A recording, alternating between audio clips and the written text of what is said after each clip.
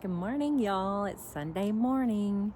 It's January 7th, and I'm Rachel. I garden for butterflies on the Alabama Gulf Coast in Zone 9A, and it is 43 degrees out here today. It's going to get up to 57 or so. It doesn't feel too bad because the wind's not blowing. But I'm so excited about this new year of gardening for butterflies. I've got so many plans, and I can't wait to share them with y'all. I was going to show y'all some stuff. It's just so cool to have a whole brand new start. I'm really excited about it because I am going to try to get different kind of species of, well, I guess it's species, different kinds of butterflies in the garden. Since I found Kim's nursery in Wilmer, Alabama, she sells a lot of larval host plants for butterflies. And if you want to have a certain kind of butterfly, you've got to plant their larval host plants so that you can get their caterpillars and raise them if you want to. But I was going to show y'all what I have right now.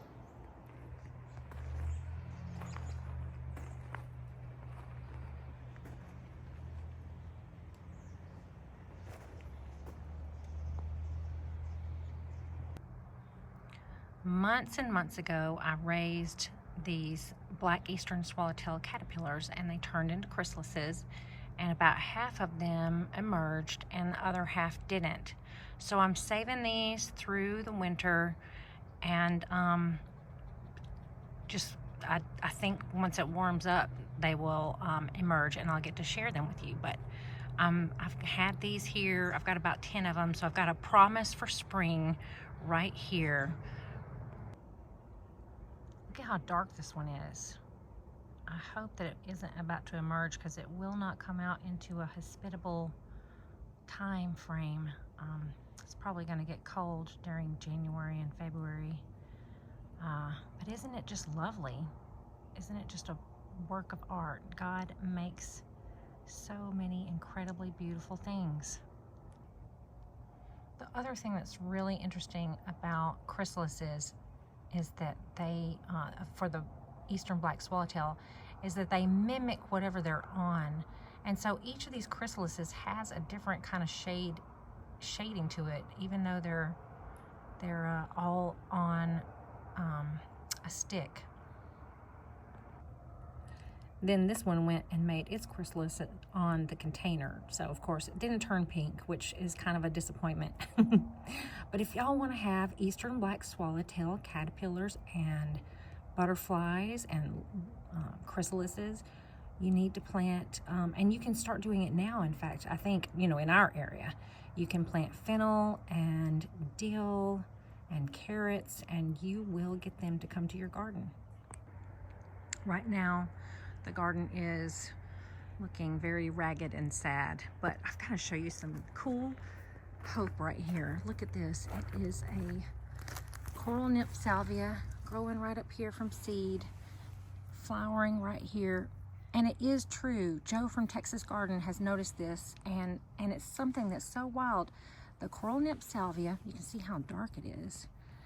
And also the Salvia leucantha, when it gets cold, the flowers do get darker. I have noticed that. So that is an interesting kind of phenomenon. Maybe it's phenomenon.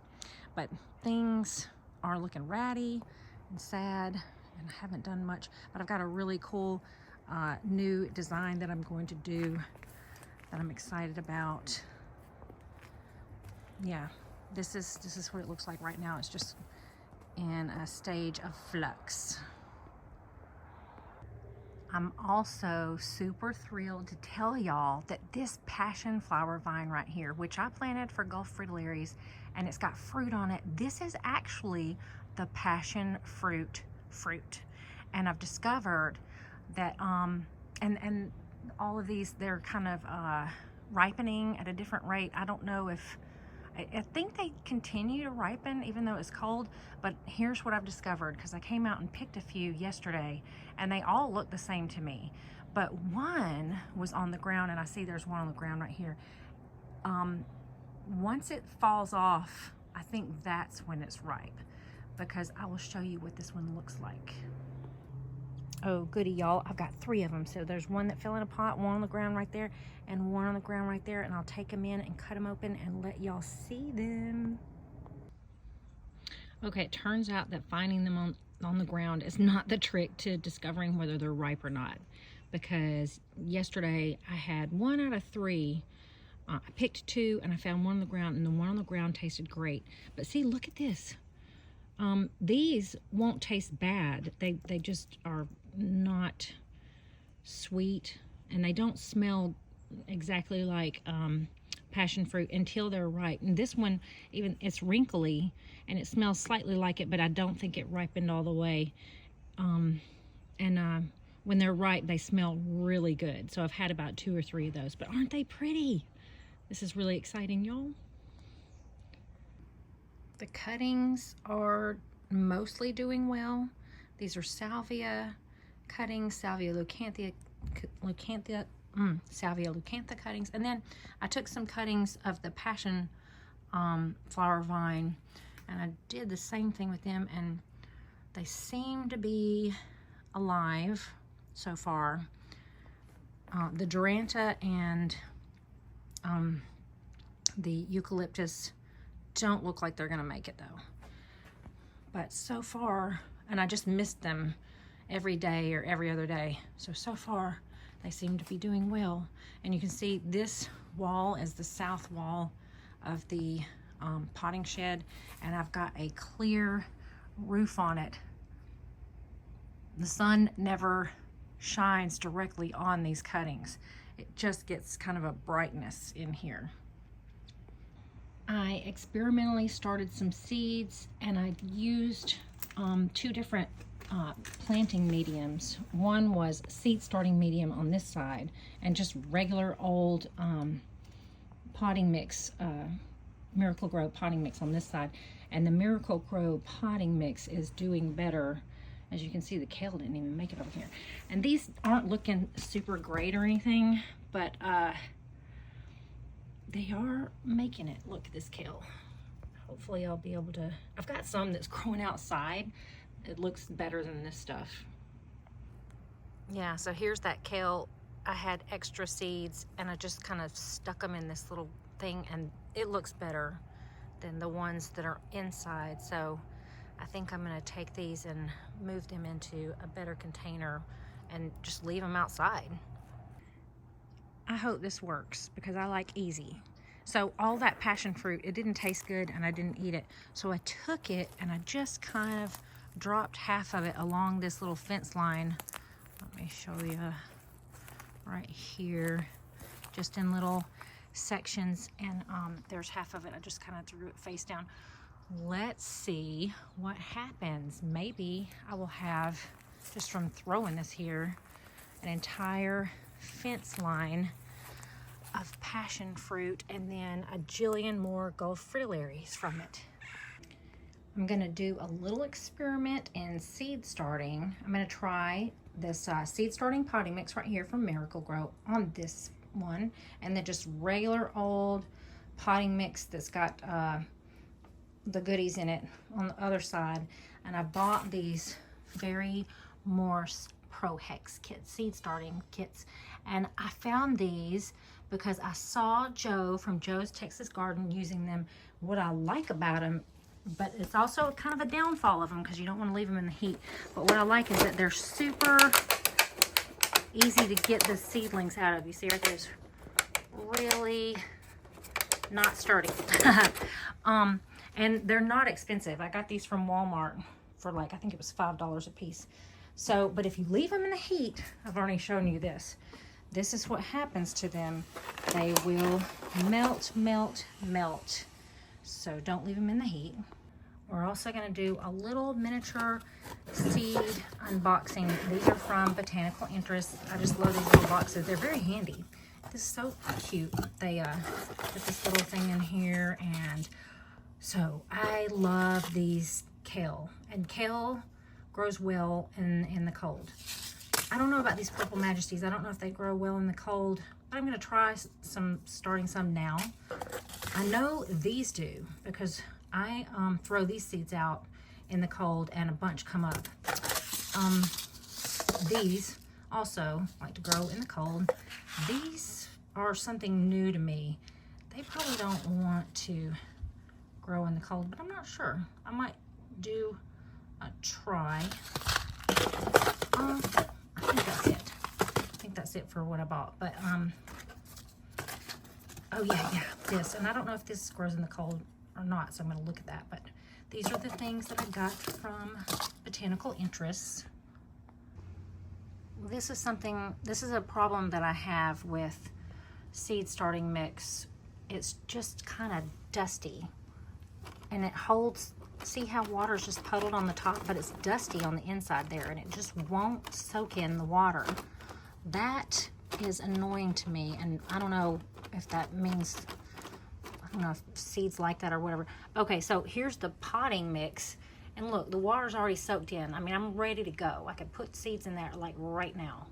But here's something that I do like about these seed starting trays is it does hold like a reservoir of water under here.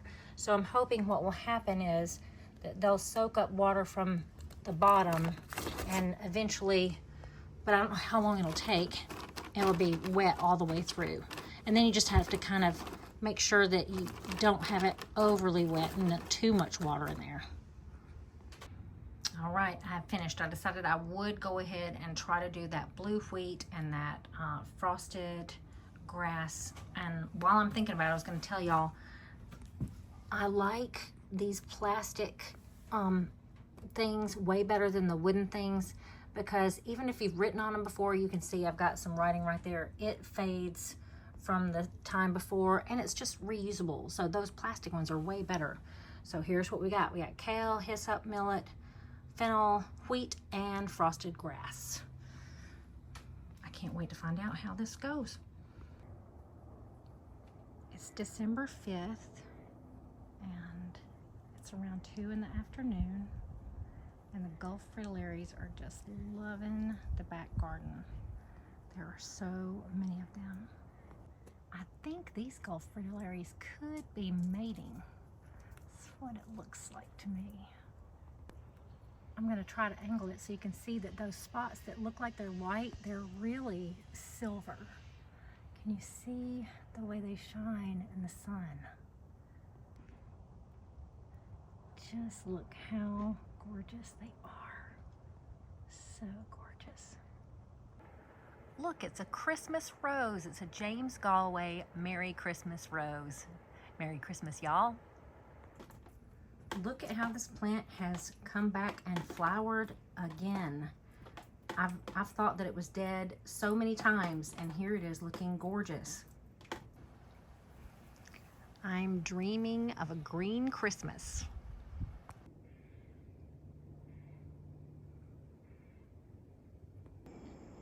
See the alligator mama's face right there?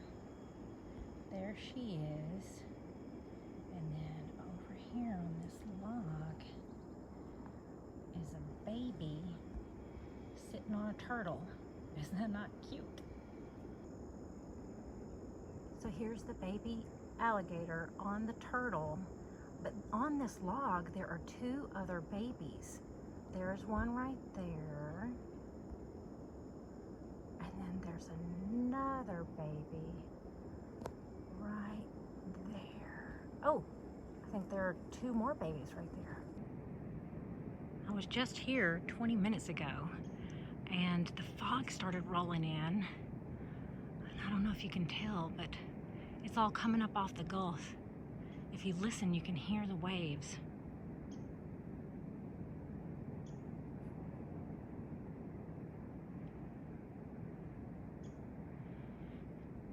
Super still. But it's gonna be really, really foggy through here shortly.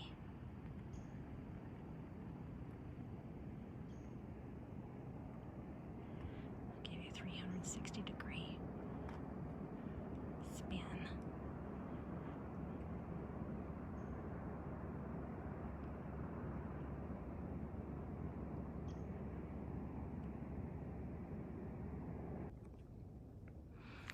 I love this part of the trail with, oh, let's see if I can ride without messing up. Ooh, nope, I guess not. Anyway, this part of the trail is really fun to ride on, with the trees hanging over with the Spanish moss. And then come around the curve, and there's going to be a little bridge, but I will not be able to ride on the little bridge. This is called Twin Bridges Trail. There's a little play place there, but right around this curve, we've got one of the twin bridges. Ooh.